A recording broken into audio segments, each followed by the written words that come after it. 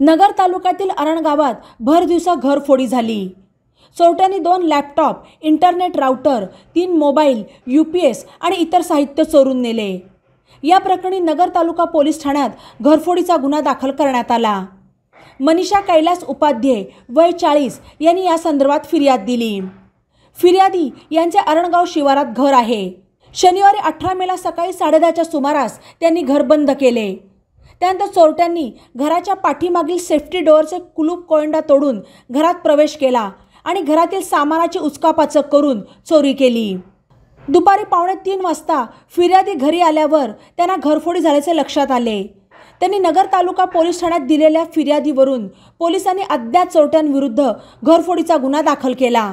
E नवा Maratha YouTube चॅनलला subscribe करा आणि बेल आयकॉनवर प्रेस करा।